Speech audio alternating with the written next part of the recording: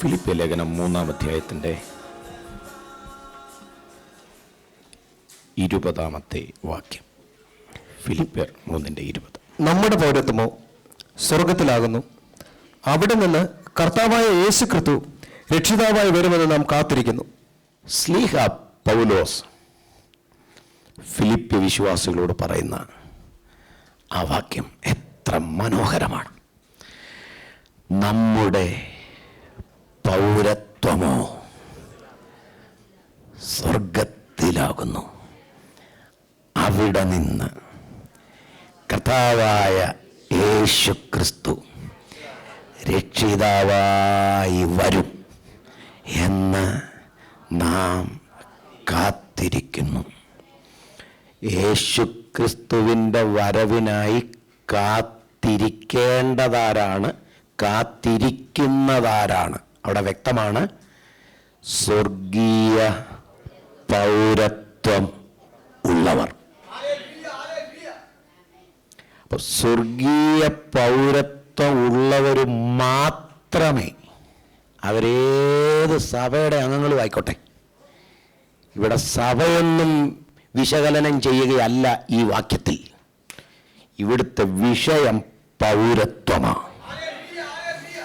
സ്വർഗീയ പൗരത്വം ഉറപ്പാക്കിയിട്ടുണ്ടോ? സന്ദേഹം വേണ്ട. യേശുക്രിസ്തുവിൻ്റെ മടങ്ങിവരവിൽ അവർക്ക് കർത്താവിനോട് ഒരുമിച്ച് പോകാം.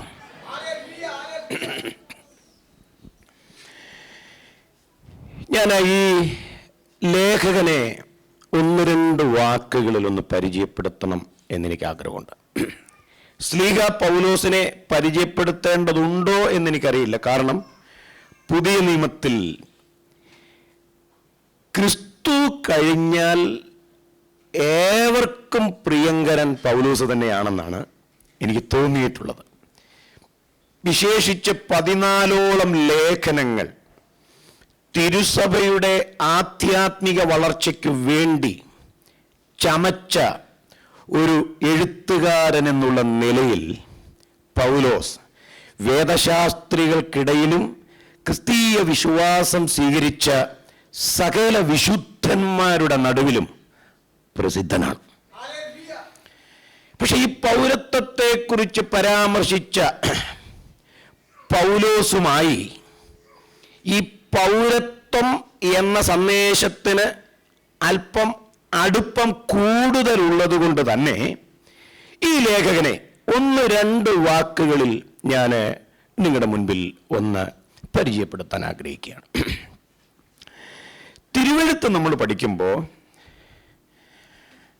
5-ാമത്തെ വയസ്സ് മുതൽ അക്കാലത്തെ യഹൂദ മഹാമതപണ്ഡിതനായിരുന്ന ഗമാലിയേലിൻ്റെ കാൽക്കലിരുന്ന് ന്യായപ്രമാണം വള്ളി പുള്ളി വിടാതെ പഠിച്ച് ഗ്രഹിച്ച് ന്യായപ്രമാണം സംബന്ധിച്ച് പരീശൻ എന്ന പേര് സമ്പാദിച്ചയാളായിരുന്നു പൗലോസ്. ഈ പൗലോസിന്റെ സാമ്പത്തിക ചുറ്റുപാടിനെ കുറിച്ചും ചരിത്രത്തിൽ കാണുന്ന രേഖകൾ നമ്മെ അത്ഭുതപ്പെടുത്തുന്നതാണ്. അന്നത്തെ കാലത്ത് കോടികളുടെ, ഇന്നത്തെ കണക്ക് വെച്ച് നോക്കുമ്പോൾ കോടികളുടെ സ്വത്ത് സ്വന്തമായി, വീതം വെച്ചാൽ സ്വന്തമായി ലഭിക്കാവുന്ന നിലയിൽ സമ്പന്നനായിരുന്നു പൗലോസിന്റെ കുടുംബം. കാരണം പൗലോസിന്റെ പിതാവ് സ്വന്തമായി കപ്പലും കപ്പൽ തുറമുഖശാലയും ഉണ്ടായിരുന്ന ധനാഢ്യനായ ആഢ്യത്വമുള്ള ഒരു യഹൂദനായിരുന്നു ചരിത്രം. പ്രിയപ്പെട്ടവരെ, അതുകൊണ്ടാണ് പൗലോസ് ഈ ലേഖനം എഴുതിയപ്പോൾ യേശുവിന്റെ പിന്നാലെ ഇറങ്ങിയപ്പോൾ പൗലോസ് എഴുതില്ലേ, സകലവും ചപ്പെന്നും. അല്ലാതെ 8ാം ക്ലാസ്സിൽ തോറ്റ സർട്ടിഫിക്കറ്റ് ഇട്ടേച്ച് പോകണമെന്നല്ല അതിന്റെ അർത്ഥം. അത് വിട്ടേച്ചിറങ്ങിയെന്നല്ല. എന്ന് പറഞ്ഞാൽ സകലവും ചപ്പെന്നും ചവർന്നും എണ്ണിയതിന്റെ പിന്നിലെ കാര്യം ഇതാ. അന്നത്തെ കാലത്ത് സ്വത്തളന്നാൽ കോടികളുടെ ആസക്തി ഉണ്ടായിരുന്നവനായിരുന്നു പൗലോസ്. ഈ ചെറുപ്പക്കാരനെ കുറിച്ചുള്ള ഈ ചിത്രം നമ്മുടെ അകത്തിരിക്കട്ടെ. മതമണ്ഡലത്തിൽ, മതഗ്രന്ഥത്തിൽ പ്രാവീണ്യം നേടിയവൻ, തത്വശാസ്ത്രത്തിൽ ബിരുദമുള്ളവൻ, സമ്പന്ന കുടുംബത്തിൽ പിറന്ന സമ്പന്നൻ. ഈ ചെറുപ്പക്കാരൻ തിരഞ്ഞെടുത്ത തൊഴിൽ ബൈബിൾ നമ്മെ പരിചയപ്പെടുത്തുന്നുണ്ട്. ഇത്രയും നല്ല ബിരുദമുണ്ടായിരുന്ന ആഢ്യത്വമുള്ള കുടുംബത്തിലെ ഈ സന്തതി തിരഞ്ഞെടുത്ത തൊഴിൽ എന്താണെന്ന് ബൈബിൾ വായിച്ചിട്ടുള്ളവർക്കറിയാം. എന്തായിരുന്നു? അന്നത്തെ കാലത്ത് പൗലോസിനെ പോലെയുള്ളവർക്ക് സഹിക്കാൻ വയ്യാത്ത ഒരു മൂവ്മെന്റ് ഉണ്ടായി. അന്ന് പൗലോസ് ജീവിച്ച ആ കാലത്ത് പതിവില്ലാതെ പലയിടത്തും ഒച്ചപ്പാടും ബഹളവും കേൾക്കുന്നു. അതും വീടുകളിൽ. രാത്രിയെന്നോ പകലെന്നോ ഇല്ല, കൈയടിക്കുന്നു, കാറുന്നു, കൂകുന്നു, കലപില ഏതാണ്ട് പറയുന്നു. പൗലോസിന് ഇത് കേട്ട് ശീലമില്ല. അന്വേഷിച്ചു വന്നപ്പോഴാണ് പൗലോസിന് മനസ്സിലായത്, ഒരു പുതിയ സഭയുടെ പ്രവർത്തനം തുടങ്ങിയിട്ടുണ്ട്. Price the Lord. പെന്തക്കോസ്ത് നാളിൽ 120 പേർ കൂടിയിരിക്കവേ അവരുടെ നടുവിലേക്ക് പരിശുദ്ധാത്മാവ് ഇറങ്ങി വരികയും പരിശുദ്ധാത്മ നിറവിൽ സ്ലീഹന്മാരിൽ പ്രധാനിയായ പത്രോസ് യേശുവിനെ കുറിച്ചുള്ള ശക്തമായ സുവിശേഷം പ്രസംഗിക്കുകയും പള്ളിപ്പെരുന്നാളിൽ യെരൂശലേം പള്ളിയങ്കണത്തിൽ വന്ന ജനം ഈ മർക്കോസിന്റെ വീടിന് തീ കത്തുന്നത് കണ്ട് അവിടെ ഓടിക്കൂടുകയും ചെയ്തപ്പോൾ ആ പ്രസംഗം കേട്ട് അന്ന് സ്നാനപ്പെട്ട സഭയോട് ചേർന്നത് 3000 പേരാണ്. പ്രിയരെ, പുതിയ നിയമസഭയുടെ തുടക്കം ഒരു വീട്ടിൽ നിന്നാണ്. ഞാൻ അങ്ങനെ പറഞ്ഞ് തീ കണ്ടു കൂടിയെന്ന് തന്നെ ഞാൻ വിശ്വസിക്കുന്നത്. അങ്ങനെ വിശ്വസിക്കുന്ന ഒരു ഉപദേശിയാണ് ഞാൻ. കാരണം പള്ളി അങ്കണത്തിൽ പള്ളിപ്പെരുന്നാളിന് ആയിരക്കണക്കിന് ആളുകൾ നിൽക്കുന്നു. ആ അവസരത്തിലാണ് ഈ മർക്കോസിന്റെ വീട്ടിനകത്ത് പരിശുദ്ധാത്മാവ് ഇറങ്ങി വരുന്നത്. അപ്പോസ്തല പ്രവൃത്തികളുടെ പുസ്തകത്തിൽ എഴുതിയിരിക്കുന്ന അഗ്നിജ്വാല പോലെ പിളർന്നിരിക്കുന്ന നാവുകൾ അവിടെ പ്രത്യക്ഷമായി. പ്രത്യക്ഷമായി എന്ന് പറഞ്ഞാൽ അതിന്റെ അർത്ഥം എന്താ? യെസ്, കാണത്തക്ക നിലയിൽ. മനസ്സിലാകുന്നുണ്ടോ? ഒരു കാര്യം എനിക്ക് മനസ്സിലായി, ഇവര് നോട്ടീസും അടിച്ചില്ല, ഇവര് വാൾ പോസ്റ്റും അടിച്ചില്ല. ഇങ്ങനൊരു ഉണർവ് യോഗം മർക്കോച്ചന്റെ വീട്ടിൽ വെച്ച് നടക്കുന്നതായിട്ട് ഒരു പബ്ലിസിറ്റിയും കൊടുത്തിട്ടില്ല. പക്ഷെ തീ കത്തിയപ്പോ പെരുന്നാളിന് പങ്കെടുക്കാതെ ജനം ഈ പ്രാർത്ഥന നടക്കുന്ന വീട്ടിലേക്ക് വന്നു. അപ്പൊ പെന്തക്കോസ്ത് നാളിൽ ഉൽപാദിതമായ പുതിയ നിയമസഭയുടെ ആ ആവിർഭാവത്തോടുകൂടെ യഹൂദ പാരമ്പര്യത്തിന്റെ എഴുതി വെച്ച ആരാധന ക്രമങ്ങൾ കുലച്ചിലുണ്ടായി. ഞാൻ പറഞ്ഞ മനസ്സിലായി കാണും. ശാന്തമായിരുന്ന് എഴുതി വെച്ച ആരാധനക്രമം നോക്കി വായിച്ചു വന്ന ശീലമുള്ളവരുടെ ഇടയിലാണ് ഈ ഒച്ചപ്പാടും ബഹളവും വെക്കുന്ന പുതിയ കൂട്ടായ്മ. ഇതിന്റെ പ്രത്യേകതയോ 3000 5000 ആയി. പിന്നെ എഴുതിയിരിക്കുന്ന ശിഷ്യന്മാരുടെ എണ്ണം ഏറ്റവും പെരുകി വന്നു. 5000 വരെ കണക്ക് പറഞ്ഞിട്ടുള്ളൂ. പിന്നെ ഉപയോഗിച്ചിരിക്കുന്നത് പെരുക്കമാണ്. കണക്കിന്റെ വേറൊരു തലമാണ്. പെരുകി വന്നു എന്ന് പറയാൻ കണക്കെടുക്കാൻ കഴിയാത്തതുപോലെ പാരമ്പര്യത്തിന്റെ കോട്ട കൊത്തളങ്ങളെ പൊളിച്ച് പരിശുദ്ധാത്മാവ് പുതിയ നിയമസഭയെ അഭൂതപൂർവമായ വളർച്ചയിലേക്ക് കൊണ്ടുവന്നു. ഇത് അന്നത്തെ യാഥാസ്ഥിതികരായ യഹൂദ ഭക്തന്മാർക്ക് തീരെ പിടിച്ചില്ല. ഈ സഭയ്ക്കെതിരെ, ഈ സഭയുടെ വളർച്ചയ്ക്കെതിരെ എന്തു വില കൊടുത്തും പ്രതികരിക്കാനുള്ള ഒരു നീക്കം അന്നുണ്ടായി. അതിനു മുൻപിൽ നിന്നയാളാ നമ്മൾ പരിചയപ്പെട്ടു വന്ന പൗലോസ്. അറിയാമല്ലോ, അവിടെയാണ് ഞാൻ പറഞ്ഞത് പൗലോസ് ചെയ്തു വന്ന തൊഴിൽ. ഇത്രയും വിദ്യാഭ്യാസമുള്ളവൻ, ന്യായപ്രമാണം സംബന്ധിച്ച് പരീശനായവൻ, സ്റ്റോയിക്ക് തത്വശാസ്ത്രത്തിൽ ബിരുദമുണ്ടായിരുന്നവൻ, സാമ്പത്തിക മേഖലയിൽ കോടികളുടെ അസറ്റുണ്ടായിരുന്നവൻ, തെരഞ്ഞെടുത്ത തൊഴിലെന്ന് പറയുന്നത് പാടി പ്രാർത്ഥിക്കുന്ന പാവപ്പെട്ട ദൈവമക്കളെ വഴി നീളെ വലിച്ചുകൊണ്ട് നടക്കുക. നിങ്ങൾ അങ്ങനെ തന്നെ എഴുതിയിട്ടുണ്ട്. നിങ്ങളൊന്ന് വീട്ടിൽ ചെന്ന് വായിച്ചു നോക്കണം. നമുക്ക് സങ്കടം തോന്നും. തത്വശാസ്ത്രത്തിൽ ബിരുദാനന്തര ബിരുദമൊക്കെയുള്ള ഒരു ചെറുപ്പക്കാരൻ ഈ പിള്ളാരെ പാളയിലിരുത്തി വഴി കൂടെ പണ്ട് വലിച്ചോണ്ട് പോകുന്നത് പോലെ സ്ത്രീകളെയും കുട്ടികളെയും വഴി നീളെ വലിച്ചിഴച്ചെന്ന് എഴുതിയേക്കും. എന്ന് പറഞ്ഞാൽ സഭയെ മുറിവേൽപ്പിച്ചു തുടങ്ങി പൗലോസ്. പക്ഷെ അന്നത്തെ സഭ ഭരണാധികാരികൾക്കൊന്നും പരാതി കൈമാറിയില്ല. അന്നത്തെ സഭയുടെ പ്രത്യേകത, സഭയ്ക്കെതിരെ ഒരു പ്രതിസന്ധി ഉയർന്നാൽ സഭയുടെ ഉടമസ്ഥന് പരാതി കൊടുക്കും. അന്നത്തെ വിശുദ്ധന്മാർ ആത്മാർത്ഥമായി പ്രാർത്ഥിച്ചു. കാരണം ഒരു മത തീവ്രവാദിയെപ്പോലെ പൗലോസിന്റെ രംഗപ്രവേശനം സഭയെ വല്ലാതെ വേദനിപ്പിച്ചു. അന്നത്തെ പൗരോഹിത്യ വൃന്ദവും ദൈവസഭയെ ഉപദ്രവിക്കാൻ പൗലോസിന് സപ്പോർട്ടായിരുന്നു. പക്ഷെ വിശുദ്ധന്മാരുടെ പ്രാർത്ഥന സ്വർഗത്തിലെത്തി കർത്താവിന്റെ സിംഹാസനത്തെ ഇളക്കിയപ്പോ കർത്താവിന് മനസ്സിലായി, പഠിപ്പില്ലാത്ത പത്രോസിനെ പോലെയുള്ള സാധാരണക്കാരായ ഉപദേശിമാര് ഈ തത്വശാസ്ത്രത്തിൽ ബിരുദാനന്തര ബിരുദമുള്ള പൗലോസിനോട് സുവിശേഷം പറയാൻ വിട്ട വിജയിക്കത്തില്ല. കാരണം പൗലോസിന്റെ മുമ്പിൽ അവർക്ക് പിടിച്ചു നിൽക്കാൻ പറ്റില്ല. അതുകൊണ്ട് തന്നെ നമ്മുടെ കർത്താവ് ചെയ്തത് എന്താ? അവൻ നേരിട്ട് ഈ മനുഷ്യനെ സന്ദർശിക്കുകയായിരുന്നു. അല്ലേ?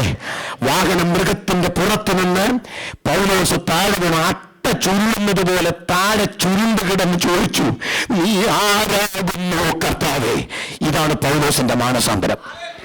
ഈ പൗലോസ് സഭയെ ഉപദ്രവിച്ചു വന്ന പൗലോസിനെ കർത്താവ് സഭയുടെ ഉപകാരിയാക്കി മാറ്റി. ഈ പൗലോസ് സഭയ്ക്ക് ലേഖനം എഴുതിയപ്പോൾ എഴുതിയ വാക്യമാണ് നമ്മുടെ കുറിവാക്യം.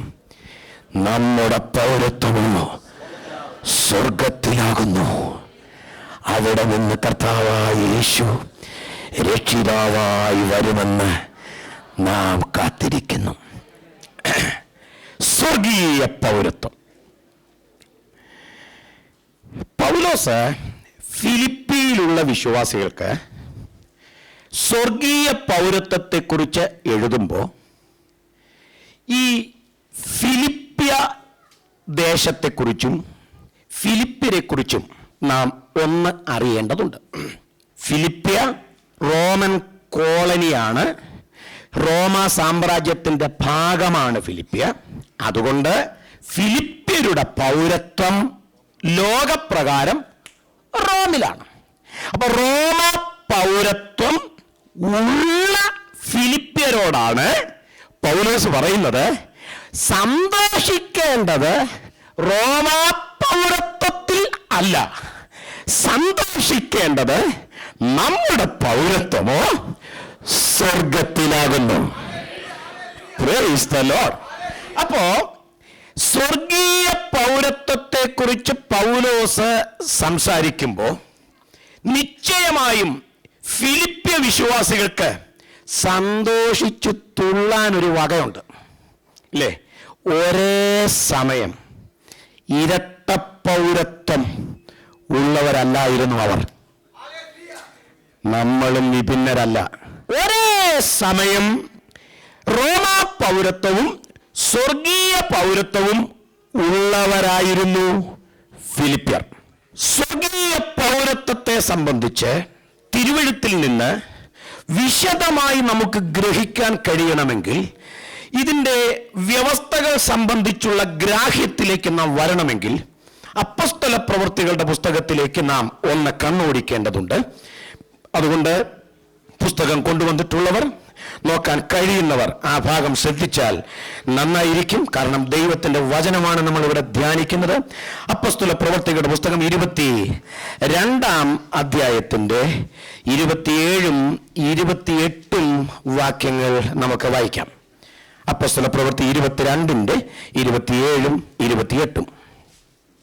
സഹസ്രാധിപൻ വന്ന്, നീ റോമാ പൗരൻ തന്നെയോ എന്നോട് പറയുക എന്ന് ചോദിച്ചതിന് അതോ എന്നവൻ പറഞ്ഞു, ഞാൻ ഏറിയ മുതൽ കൊടുത്ത് ഈ പൗരത്വം സമ്പാദിച്ചു എന്ന് സഹസ്രാധിപൻ പറഞ്ഞതിന് ഞാനോ അങ്ങനെ ജനിച്ചിരിക്കുന്നു എന്ന് പൗലോസ് പറഞ്ഞു. മതി, ശ്രദ്ധിച്ചേ. സഹസ്രാധിപൻ, ശതാധിപൻ, ഈ പ്രയോഗങ്ങൾ സുവിശേഷങ്ങളിലും പ്രവൃത്തി പുസ്തകത്തിലും നമ്മൾ കാണുന്നുണ്ട്. ശതാധിപൻ എന്ന് പറയുമ്പോൾ നമുക്കറിയാം 100 പേരുടെ അധിപനാണ്. തൻ്റെ കീഴിൽ 100 ഉദ്യോഗസ്ഥന്മാരുണ്ട്. സഹസ്രാധിപൻ എന്ന് പറഞ്ഞാലും നമുക്കറിയാം തൻ്റെ കീഴിൽ 1000 ഉദ്യോഗസ്ഥന്മാരുണ്ട്. 1000 ഉദ്യോഗസ്ഥന്മാരുടെ തലവൻ എന്ന് പറയുമ്പോൾ ഒരു ഗവൺമെന്റിൽ ആ ഉദ്യോഗസ്ഥനുള്ള നിലയും വിലയും നമുക്ക് ഊഹിക്കാവുന്നതേ ഉള്ളൂ. അപ്പോൾ റോമ ഗവൺമെന്റിൽ ഉന്നതമായ നിലവാരം പുലർത്തുന്ന റോമ ഗവൺമെന്റിന്റെ ഒരു ഉദ്യോഗസ്ഥനാണ് ഈ സഹസ്രാധിപൻ. പേര് പരാമർശിച്ചിട്ടില്ലെങ്കിലും പദവി പരാമർശിച്ചിട്ടുണ്ട്. കാരണം തൻ്റെ കീഴിൽ 1000-ഓളം പേർ ഉദ്യോഗത്തിലേർപ്പെട്ടിരിക്കുന്നു. ഇവരുടെ മേലധികാരിയായ സഹസ്രാധിപനും പൗലോസും തമ്മിൽ നടക്കുന്ന ഒരു സംവാദമാണ് ഇവിടെ നമ്മൾ കാണുന്നത്. സംവാദ വിഷയമോ പൗരത്വമാണ്. പൗരത്വം എന്ന വിഷയത്തെക്കുറിച്ചാണ് സഹസ്രാധിപനും പൗലോസും തമ്മിൽ സംവാദം. സഹസ്രാധിപൻ ചോദിക്കുക പൗലോസിനോട്, നീ റോമാ പൗരൻ തന്നെയാണോ? പൗലോസ് പറഞ്ഞു, അതെ. അടുത്ത പദം സഹസ്രാധിപന്റെ, ഞാൻ ഏറിയ മുതൽ കൊടുത്ത് ഈ പൗരത്വം സമ്പാദിച്ചയാളാണ്. അത് കേട്ടപ്പം പൗലോസ് ഒരു പക്ഷേ, ഞാൻ ചിന്തിക്കുന്നത്, ഉള്ളുകൊണ്ടൊന്ന് ചിരിച്ചിട്ട് പറഞ്ഞു, ഞാനോ അങ്ങനെ ജനിച്ചിരിക്കുന്നു. അതിൻ്റെ ഒരു അർത്ഥം മനസ്സിലായോ? ഇയാൾ വർത്തനാണ്. ഞാനിവിടെ ഇയാൾ കാശ് കൊടുത്തല്ലേ മേടിച്ചത്. ഞാൻ 5 നയ പൈസയുടെ ചെലവില്ലാതെ റോമിൽ ജനിച്ച് ജനനം കൊണ്ട് പൗരനായ ആളാ. Price the Lord. ഈ 2 വാക്യങ്ങളിൽ റോമാ പൗരത്വത്തിന്റെ 2 വ്യവസ്ഥകൾ വ്യക്തമാണ് അല്ലേ? സഹസ്രാധിപൻ പറഞ്ഞു, ഞാൻ ഈ പൗരത്വം സമ്പാദിച്ചതാണെന്ന് പറഞ്ഞപ്പം തന്നെ അതിന്റെ അർത്ഥം എന്താ? ജോലി പ്രമാണിച്ച് എൻ്റെ രാജ്യം വിട്ട് ഈ രാജ്യത്ത് ഞാൻ വന്നതാണ്. പക്ഷെ ഇനി ഒരു മടങ്ങിപ്പോക്കില്ല. കുടുംബവും പ്രാരാബ്ദങ്ങളും ഉത്തരവാദിത്തങ്ങളും ചുമതലകളും എല്ലാം ഇവിടെ ആയി, ബന്ധപ്പാടുകൾ ഇവിടെയായി, ബന്ധങ്ങളും ഇവിടെയായി. ഇനി ഒരു മടങ്ങിപ്പോക്കില്ല. മടങ്ങിപ്പോകുന്നത് പ്രായോഗികവുമല്ല എന്ന് കണ്ട് റോമ ഗവൺമെന്റിന്റെ നിയമം അനുസരിച്ച് റോമൻ ട്രഷറിയിൽ നിശ്ചിത തുക കെട്ടിവെച്ച് അതിൻ്റെ പേപ്പർ വർക്കുകളെല്ലാം ചെയ്തപ്പോ ഗവൺമെന്റ് കാശ് അങ്ങോട്ട് മേടിച്ചേച്ച് ഗവൺമെന്റ് സഹസ്രാധിപന് ഇങ്ങോട്ട് കൊടുത്തതാണ് പൗരത്വം. റോമ പൗരത്വത്തിന്റെ ഒരു വ്യവസ്ഥ സഹസ്രാധിപൻ തന്നെ തന്റെ വാക്കുകളിലൂടെ വ്യക്തമാക്കി. എങ്ങനെ കിട്ടും റോമ പൗരത്വം? മുതൽ മുടക്കിനാൽ കിട്ടും. ഗവൺമെന്റിൽ, റോമൻ ട്രഷറിയിൽ ഗവൺമെന്റ് നിശ്ചയിച്ച നിശ്ചിത തുക നിയമപ്രകാരം അടച്ച് അതിന്റെ നിയമ നടപടികൾ പാലിച്ചു കഴിഞ്ഞാൽ പൗരത്വം കിട്ടും. പക്ഷേ ഈ നിലയിൽ പൗരത്വം വാങ്ങുമ്പോൾ അതിന് മുതൽ മുടക്കുണ്ട്. അതാണ് ഇവിടെ സഹസ്രാധിപൻ പൗലോസിനോട് പറഞ്ഞത്, ഞാനോ ഏറിയ മുതൽ. അത് ശ്രദ്ധിച്ചോ, ഏറിയ മുതൽ. അപ്പോൾ ഒരു വലിയ തുക എത്രയാണെന്ന് ചരിത്രത്തിലും കൃത്യമായ ഒരു പരാമർശം എനിക്ക് കണ്ടെത്താൻ കഴിഞ്ഞിട്ടില്ല. ഏറിയ മുതൽ കൊടുത്താണ് ഈ പൗരത്വം സമ്പാദിക്കുന്നത്. ഒരു വ്യവസ്ഥ. റോമാ പൗരത്വം സമ്പാദിക്കാനുള്ള രണ്ടാമത്തെ വ്യവസ്ഥ നമുക്കൊക്കെ ഒരു വിശദീകരണം കൂടാതെ അറിയാവുന്ന വ്യവസ്ഥയാ. പൗലോസ് പറഞ്ഞു, ഞാനോ അങ്ങനെ ജനിച്ചിരിക്കുന്നു. അപ്പൊ രണ്ട് വ്യവസ്ഥ ഇവിടെ വ്യക്തമായി. ഒന്ന്, മുതൽ മുടക്കിനാൽ റോമാ പൗരത്വം ലഭിക്കുന്നു. രണ്ട്, ജനനത്താൽ റോമാ പൗരത്വം ലഭിക്കുന്നു. ഒരു ചരിത്രഭാഗം കൂടെ ഞാൻ ഓർപ്പിക്കുകയാണ്. റോമൻ ചരിത്രം നമ്മൾ പഠിക്കുമ്പോൾ അല്പം ഒരു ചെറിയ അന്വേഷണം, പൗരത്വത്തെക്കുറിച്ച് അറിയാൻ ഒരു ചെറിയ അന്വേഷണം നടത്തുമ്പോൾ നമുക്ക് കിട്ടുന്ന ഒരു വസ്തുത, അതാത് കാലയളവിൽ റോമാ സാമ്രാജ്യം ഭരിക്കുന്ന ചക്രവർത്തിമാർക്ക് അന്യരാജ്യത്തു നിന്ന് വന്ന് ജോലി സംബന്ധമായി വന്ന് പാർക്കുന്ന ഒരാളോട് കനിവ് തോന്നിയാൽ, അലിവ് തോന്നിയാൽ സൗജന്യമായിട്ട് ഈ പൗരത്വം കൊടുക്കാനുള്ള റൈറ്റ് ചക്രവർത്തിമാർക്കുണ്ട്. അത് ചക്രവർത്തിയുടെ സ്വന്തം പരമാധികാരത്തിൽപ്പെട്ടതാണ്. അതിന് തെളിവുണ്ട്. ജൂലിയസ് സീസർ റോമ ഭരിച്ചുകൊണ്ടിരുന്ന കാലത്ത് ഇതുമ്യ വംശത്തിൽപ്പെട്ട അന്തിപ്പത്തേർ എന്ന് പറയുന്ന ഒരു സാധാരണക്കാരന് സൗജന്യമായി ചക്രവർത്തി തന്റെ അധികാരത്തിൽ നിന്ന് ഈ പൗരത്വം കൊടുത്തു. അങ്ങനെയാണെങ്കിൽ ഈ ചരിത്രഭാഗം കൂടെ ചേർത്ത് വെക്കുമ്പോൾ പൗരത്വത്തിന് എത്ര വ്യവസ്ഥകളായി? റോമ പൗരത്വത്തിന് 3 വ്യവസ്ഥകളായി. 1, മുതൽ മുടക്കിനാൽ. 2, ജനനത്താൽ. 3, സൗജന്യമായി. റോമ പൗരത്വത്തിന് ഈ 3 വ്യവസ്ഥകളിൽ ഒന്ന് മതി. ഒന്നുകിൽ ചക്രവർത്തിക്ക് അലിവ് തോന്നണം. അത് ഒരാളോട് അലിവ് തോന്നിയതേ ചരിത്രത്തിൽ എഴുതിയിട്ടുള്ളൂ. ഒരാളോട് ഇതുമ്യ വംശത്തിൽപ്പെട്ട അന്തിപ്പത്തേർ എന്ന് പറയുന്ന ഒരാളോട് അലിവ് തോന്നിയ കാര്യമേ ചരിത്രത്തിലുള്ളൂ. അപ്പോ ചക്രവർത്തിക്ക് അലിവ് തോന്നണം, അല്ലെങ്കിൽ മുതൽ മുടക്കണം, അല്ലെങ്കിൽ റോമിൽ ജനിക്കണം. ഇത് 3-ലേതെങ്കിലും ഒന്ന് മതി റോമ പൗരത്വത്തിന്. പൗലോസ് ഇവിടെ പറയുന്നത്, ഫിലിപ്പിയർ 3:20 പറയുന്നത്, നമ്മുടെ പൗരത്വമോ സ്വർഗത്തിലാകുന്നു. ഒരു റോമ പൗരത്വത്തിന് ഇത്രയും വ്യവസ്ഥകൾ ഉണ്ടെങ്കിൽ സ്വർഗീയ പൗരത്വം വ്യവസ്ഥകൾക്ക്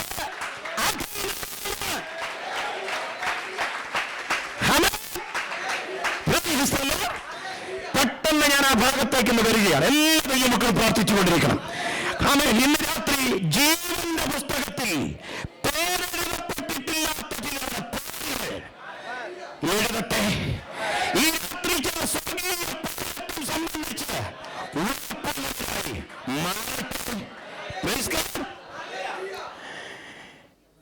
സ്വർഗീയ പൗരത്വത്തിൽ ഈ 3 വ്യവസ്ഥകളും ഉൾക്കൊണ്ടിട്ടുണ്ട്. സ്വർഗീയ പൗരത്വത്തിന് ഒരു മുതൽ മുടക്കുണ്ട്. പക്ഷേ സ്വർഗീയ പൗരത്വത്തിന്റെ പ്രത്യേകത, ആ മുതല് ഞാൻ മുടക്കണ്ടെന്നുള്ള. സ്വർഗീയ പൗരത്വത്തിന്റെ മുതൽ മുടക്ക് അത്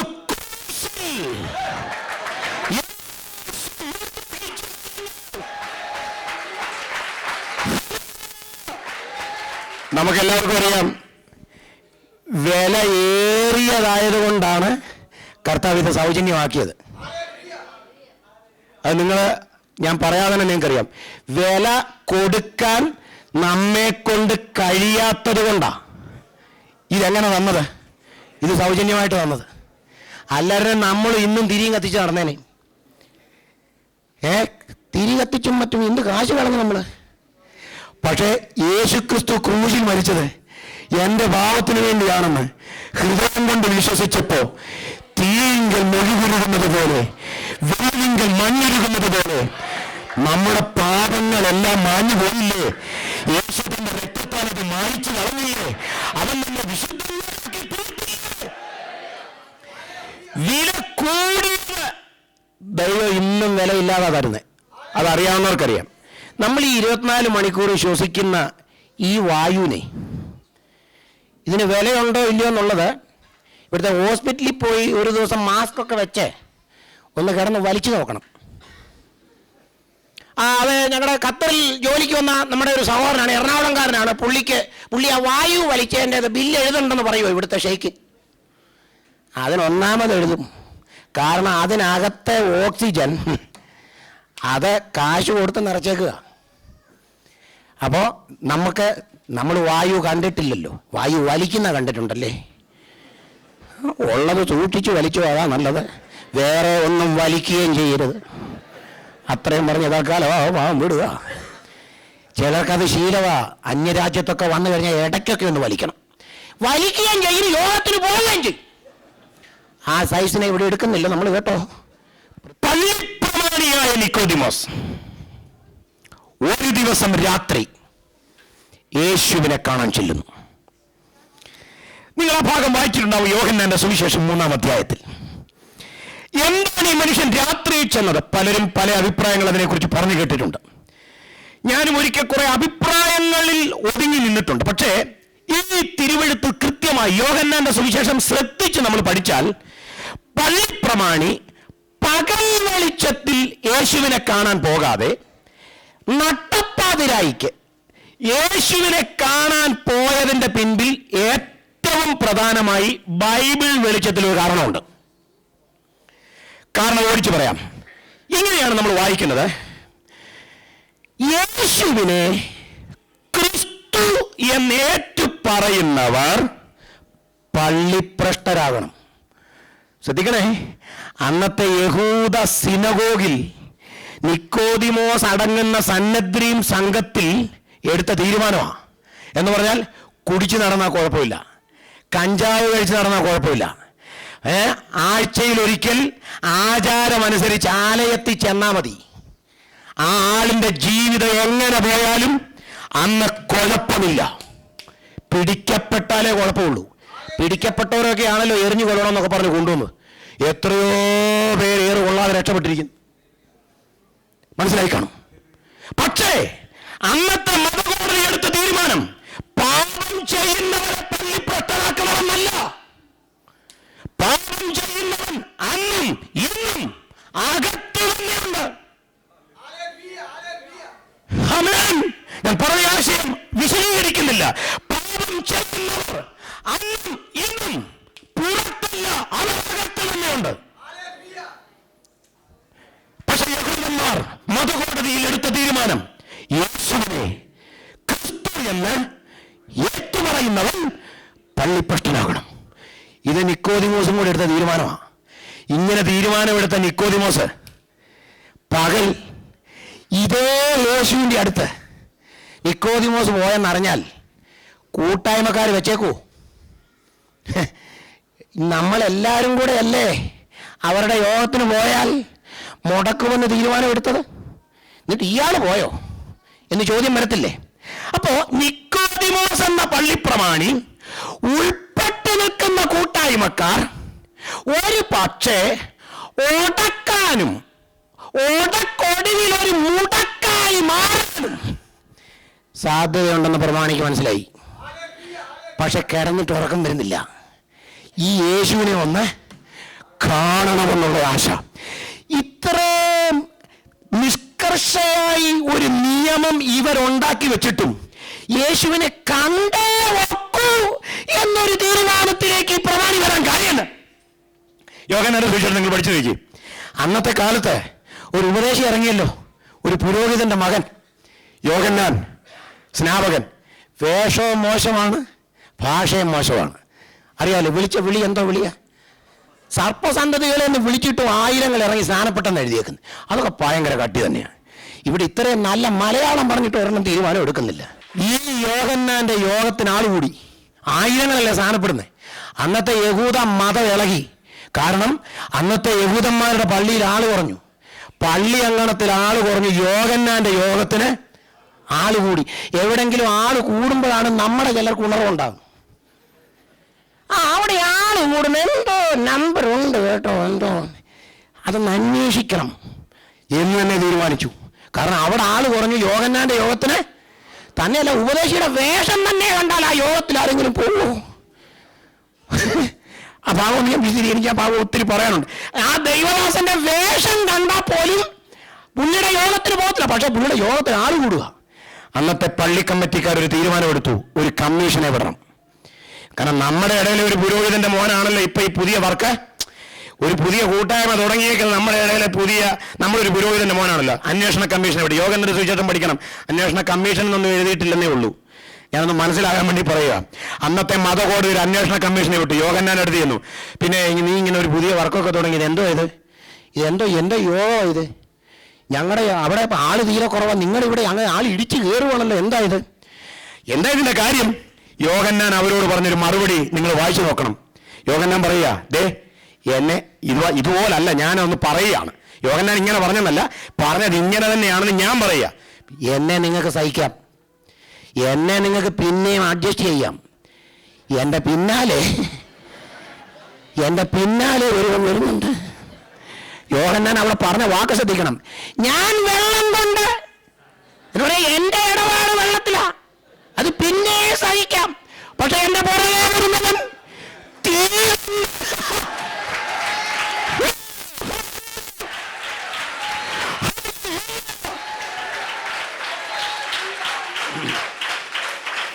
അയച്ച കമ്മീഷൻ അംഗങ്ങൾ പിന്നെ അവിടെ നിന്നില്ല. പിന്നെ അവിടെ നിന്നിട്ട് കാര്യമില്ലല്ലോ. കാരണം ഈ പുതിയ വർക്കറിനോട് ഏറ്റുമുട്ടിയിട്ട് ഒരു കാര്യവും ഇല്ല. പുറകെ വരുന്ന വർക്കറെയാണ് കാണുന്നത്. ഇപ്പം മനസ്സിലായോ? അപ്പോ ഈ കമ്മീഷൻ വന്ന് മതകോടതിയിൽ അന്വേഷണ റിപ്പോർട്ട് സമർപ്പിച്ചു. റിപ്പോർട്ട് സമർപ്പിച്ചപ്പോൾ എല്ലാവരും ഒന്ന് ഞെട്ടി. നമ്മുടെ പുരോഹിതന്റെ മോനെ നമുക്ക് പിന്നെ സഹിക്കാം, പക്ഷെ പുറകെ ഒരാൾ വരുന്നുണ്ട്, പുള്ളി തീക്കകത്ത് മുക്കുമെന്നാണ് ഞാൻ വിചാരിക്കുന്നത്. അന്ന് തുടങ്ങിയതാ നിക്കോദിമോസിന് ഒരു പരവേശം. ഒന്ന് പോയി നേരത്തെ ഒന്ന് കണ്ട് അഡ്വാൻസായിട്ട് ഒരു ജാമ്യം എടുത്താൽ മിക്കവാറും തീ കൊള്ളാതെ പിടിച്ചു നിൽക്കാമെന്നുള്ളതാണ് നിക്കോദിമോസിന്റെ അകത്ത് വന്ന ചിന്ത. ഇപ്പം മനസ്സിലായോ? ഇതാണ് നിക്കോദിമോസിന് യേശുവിനെ കണ്ടേ ഒക്കൂ എന്ന് തീരുമാനമെടുത്തത്. അതും കൂട്ടായ്മക്കാരറിയും. പകല് പോയാൽ രാത്രി പോയേക്കാം ചെന്ന് യേശുവിനെ ഗുരു. നിക്കോദിമോസ് പറയുന്ന വാക്കുകൾ നിങ്ങൾ ധ്യാനിക്കണം. നീ ദൈവത്തിന്റെ അടുക്കൽ നിന്ന് വന്ന ഉപദേഷ്ടാവാണെന്ന് ഞാൻ അറിയുന്നു. അതിന്റെ അർത്ഥം എന്താ മനസ്സിലായോ? നീ വന്നത് മേളിന്ന്. ഞാനും ഒരു ഉപദേഷ്ടാവാണ്, ഞാൻ ഇവിടുന്ന് വന്നു. നമ്മൾ വന്ന സ്ഥലത്തിനൊരു വ്യത്യാസം ഉണ്ടെന്നുള്ളതേ ഉള്ളൂ. നീ മേളിൽ നിന്ന് വന്നു, കാരണം ഞാനും പ്രമാണിയാണല്ലോ, ഞാനും ഉപദേഷ്ടാവാണ്. നമ്മൾ വന്ന സ്ഥലത്ത് അപ്പൊ നമ്മൾ രണ്ടുപേരും ശുശ്രൂഷയുള്ളവരാ. ഇതാ പറഞ്ഞു വരുന്നത്, മനസ്സിലായോ? എന്ന് പറഞ്ഞാൽ നമുക്കൊരു എക്യൂമിനിക്കലായിട്ട് നമുക്കൊരു അഡ്ജസ്റ്റ്മെന്റിൽ പോകാം. അവരുടെ യോഗം വെച്ചാൽ ഞങ്ങളും വരും, ഞങ്ങളുടെ യോഗത്തിൽ നിങ്ങളും. അതുകൊണ്ടാണല്ലോ ചിലർ ഒരു യോഗത്തിൽ ഇറങ്ങി വേറൊരു യോഗത്തിൽ പോവുക. അവിടെ നിന്ന് ഞാൻ വേറെ യോഗം ആയുസിൽ ഇവർ പോകാൻ നിർത്തത്തുമില്ല. എവിടെ പോയി ഉറയ്ക്കുക? ഒഴുകി നടന്ന പെട്ടകം പോലും ഒരു അരാരാത്ത പർവ്വതത്തിൽ ഉറച്ചെന്ന് ഓടി നടക്കുന്ന നിക്കോദിമോസ്. നിങ്ങളാണെങ്കിൽ പാതിരാത്രിക്ക് ഒരു പ്രായമുള്ള മനുഷ്യൻ ഇങ്ങനെ കയറി വന്ന് പ്രശംസാ വാക്കുകൾ പറയുമ്പോൾ ഒന്ന് ഇരിക്കാനെങ്കിലും പറയത്തില്ലേ നമ്മൾ? എൻ്റെ കർത്താവിൻ്റെ ആ മനസ്സുണ്ടോ? കർത്താവ് ആ മനുഷ്യനോട് മുഖത്ത് നോക്കിയിട്ട് ഇത്രയും കാര്യം പറഞ്ഞപ്പോൾ നമ്മളൊക്കെ ആണെങ്കിൽ ഒന്ന് പൊങ്ങും. ഞാൻ വന്നത് മേളിൽ നിന്നൊക്കെയാണെന്നുള്ള ബോധ്യം ഈ പ്രായമുള്ള മനുഷ്യന് ലഭിച്ചല്ലോ എന്നൊക്കെയുള്ള പൊങ്ങച്ചന്മാർ അന്നുമുണ്ട്. പൊന്നച്ചനല്ല, പൊങ്ങച്ചൻ. അതാർക്കും ഇഷ്ടമല്ലാത്തൊരു സ്വഭാവമാണ് ഇത്, പൊങ്ങച്ചക്കാര്. പക്ഷേ നിങ്ങൾ അവരെ ശ്രദ്ധിക്കേ, യേശു മുഖത്ത് നോക്കി പറയുക, ആമേൻ ആമേൻ, ഞാൻ നിന്നോട് പറയുന്നു, വെള്ളത്താലും ആത്മാവിനാലും ജനിച്ചില്ല എങ്കിൽ സ്വർഗരാജ്യം കാണാൻ ആർക്കും കഴിയില്ല. യേശു പറഞ്ഞതിന്റെ അർത്ഥം എന്താ? നീ പള്ളിയിലെ വലിയ പുള്ളിയാവാം, പള്ളി പ്രമാണിയാണല്ലോ, പ്രമാണങ്ങൾ അറിയാവുന്ന ആളും ആവാം.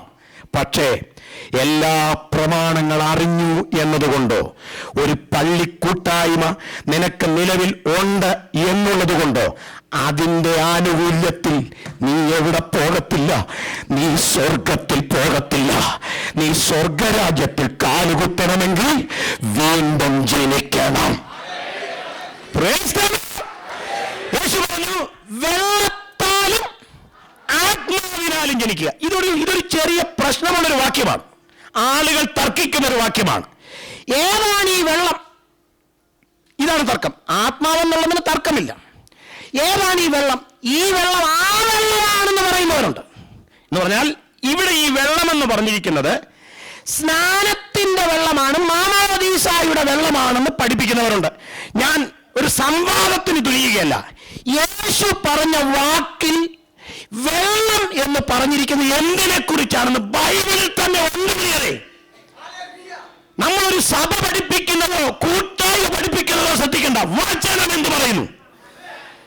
യേശു പറഞ്ഞ വെള്ളം ഏത് വെള്ളമാണ്? എഫേസ്യ ലേഖനം 5-ാം അധ്യായം നമ്മൾ പഠിക്കുമ്പോൾ വായിക്കണ്ട, അവൻ അവളെ ക്രിസ്തു സഭയെ, അതാണ് അവൻ അവളെ ക്രിസ്തു സഭയെ വചനത്തോടു കൂടിയ ജലസ്നാനത്താൽ വെടിപ്പാക്കി വിശുദ്ധീകരിക്കേണ്ടതിന്.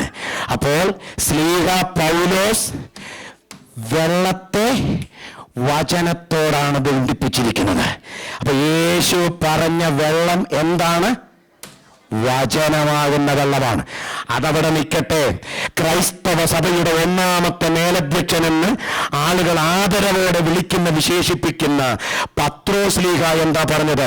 കെടുന്ന ബീജത്താലല്ല, കെടാത്തതിനാലും നിലനിൽക്കുന്നതുമായ ദൈവവചനത്താൽ തന്നെ നിങ്ങൾ വീണ്ടും ജനിച്ചിരിക്കുന്നു.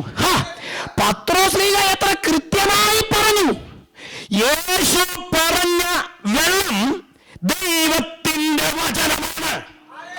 അപ്പൊ ദൈവവചനവും പരിശുദ്ധാത്മാവും ഒരു പാപിയുടെ ഹൃദയത്തിൽ ഒന്നിച്ച് സമ്മേളിച്ച് അന്തരംഗത്തിൽ ഒരു ആത്മപ്രക്രിയ നടക്കുമ്പോൾ ആ വ്യക്തിക്ക് സംഭവിക്കുന്ന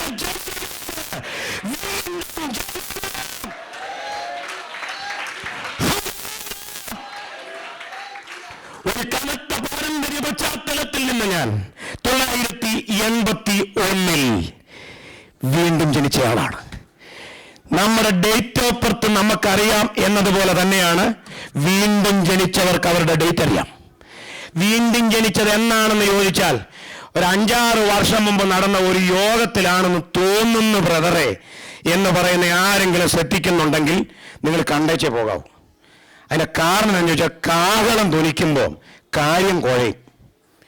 വീണ്ടും ജനിച്ചത് എന്നാണെന്ന് ഓർമ്മയില്ലെങ്കിൽ ആത്മീയ ജീവിതം അപകടമാണ്. ഏതൊറക്കത്തിൽ വിളിച്ചു ചോദിച്ചാലും പറയാൻ കഴിയണം, ഞാൻ വീണ്ടും ജനിച്ചത് ഇന്ന വർഷം ഇന്ന ദിവസമാണ്, എന്റെ യേശുവിനെ ഞാൻ രക്ഷിതാവായി സ്വീകരിച്ചതെന്നാണ്. ചിലർ ബൈബിളിൽ തന്നെ എഴുതിയിട്ടേക്കും സ്നാനപ്പെട്ട തീയതി, വീണ്ടും ജനിച്ച തീയതി. അപ്പോൾ കൃത്യമായി ഓർക്കാൻ കഴിയണം, ഓർമ്മയിൽ വരാൻ കഴിയണം ഞാൻ വീണ്ടും ജനിച്ചതെന്താണെന്ന്. അപ്പൊ കൃത്യമായി ദൈവത്തിന്റെ വചനം നമ്മെ എന്ത് പഠിപ്പിക്കുന്നു?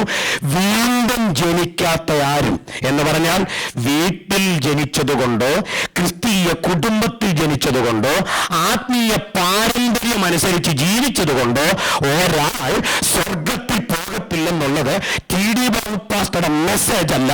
നമ്മുടെ വാഴ്ത്തപ്പെട്ട കർത്താവ് തന്നെ പറഞ്ഞു, വീണ്ടും ജനിക്കാത്ത സ്വർഗരാജ്യത്തിൽ പോകത്തില്ല.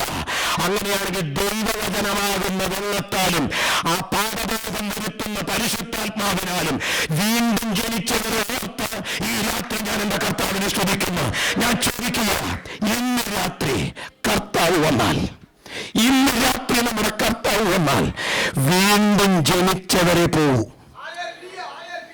Price the Lord.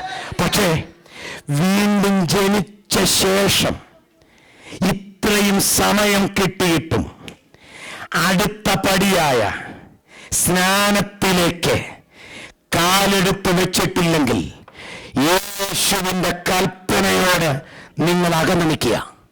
യേശുവിന്റെ മരണത്തോട് ഏകീഭവിക്കുന്നതാണ് സ്നാനം. ഈ കള്ളൻ യേശുവിന്റെ മരണം എന്തിനാണെന്ന് കൃത്യമായി തിരിച്ചറിഞ്ഞാണ്. ആമേൻ. അതുകൊണ്ട് തന്നെ ക്രൂശിൽ നിന്ന് ഇറങ്ങാൻ നിർവാഹമില്ലാത്തവന് ഈ സ്പെഷ്യൽ കൺസെഷൻ കൊടുത്തിരിക്കും. ഹല്ലേലൂയ. ഇപ്പം ചിന്തിക്കുക, ക്രൂശിലും കാണുമായിരുന്നെങ്കിൽ മുങ്ങാതെ പൊങ്ങാമായിരുന്നു. മുങ്ങാതെ പൊങ്ങത്തില്ല. കൽപ്പന അനുസരിക്കാതെ കാഹളം ധ്വനിക്കുമ്പോൾ ഇവിടെ കാലും കൈയിട്ട് അടിക്കുമെന്നല്ലാതെ മുങ്ങാതെ പൊങ്ങാമെന്നാരും കരുതരുത്. കർത്താവിന്റെ കൽപ്പന അനുസരിച്ച് നിൽക്കൂ. ഈ കള്ളന്റെ പ്രാർത്ഥന ശ്രദ്ധിച്ചപ്പോ എന്നാ വചന നിശ്ചയമാ. നീ രാജത്വം പ്രാപിച്ചു വരുമ്പോൾ എന്ന് പറഞ്ഞാൽ സഭയുടെ എടുക്കപ്പെടലിന് ശേഷം